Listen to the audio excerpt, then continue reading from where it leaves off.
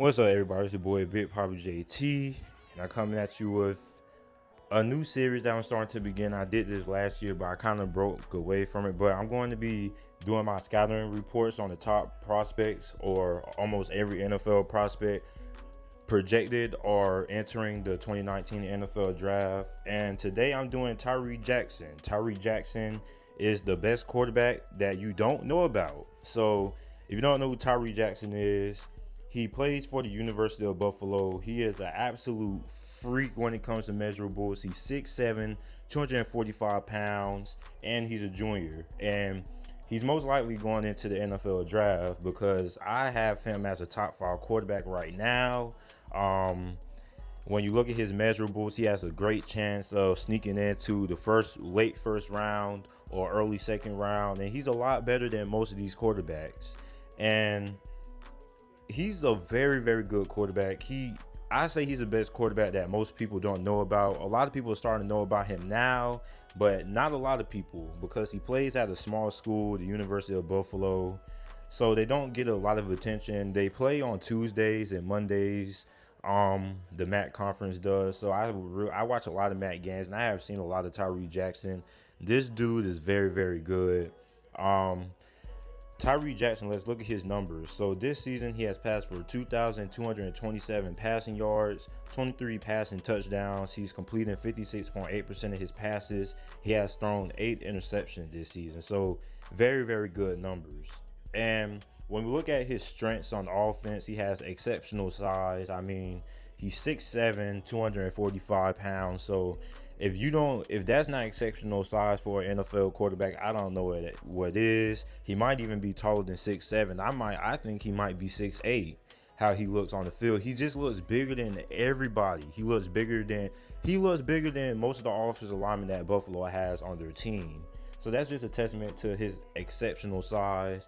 He has an exceptional arm and okay mobility. He's not a burner, but he has pretty good mobility. He can make a few people miss in the open field, and he has a great arm. So I know a lot of people are probably thinking Cam Newton comparisons, but he's not close to Cam Newton, and we're about to see that with his weaknesses. So he's raw. He's very, very raw. He has a lot of things that he has to work on.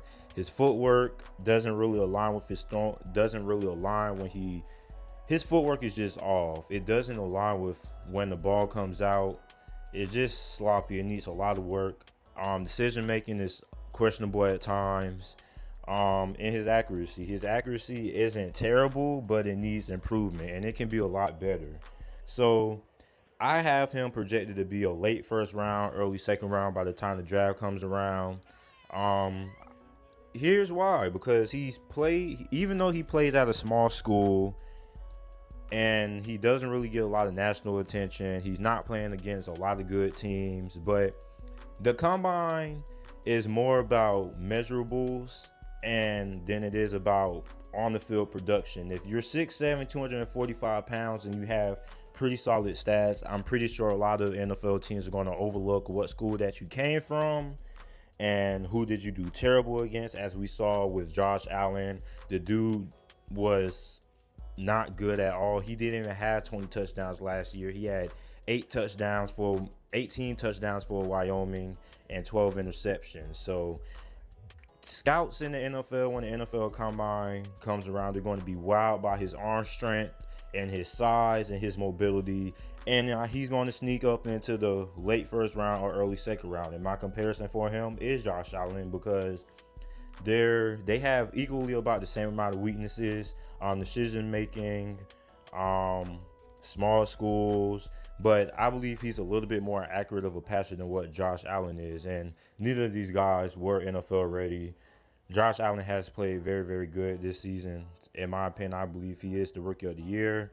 But my best team fits that I have for Tyree Jackson, I have Tampa Bay on here because we don't know what Tampa Bay is thinking with this Jameis Winston situation. And Tampa Bay likes to run a vertical offense, which involves a lot of deep downfield throws. And Tyree Jackson has an elite arm, so this would be a good fit for him here.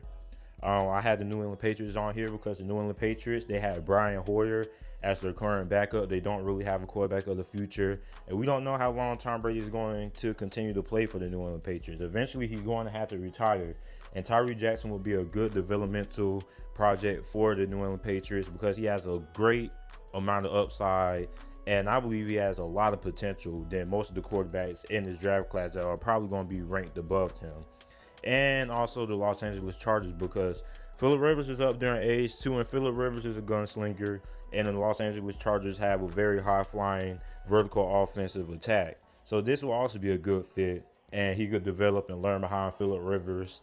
And that's a good thing about being drafted late and early in the second round. You go to good situations, not when you're thrown into the fire like a Baker Mayfield or a Josh Allen. You had to play early. You can learn, you can sit back, and you're learning from good quarterbacks. There's nothing wrong with learning from Phillip Rivers or Tom Brady at all, especially Tom Brady, who is the best quarterback of all time. So this is the best quarterback that you don't know about, guys. Tyree Jackson, look him up, look up some of his highlights.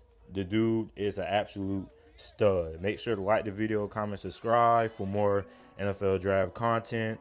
And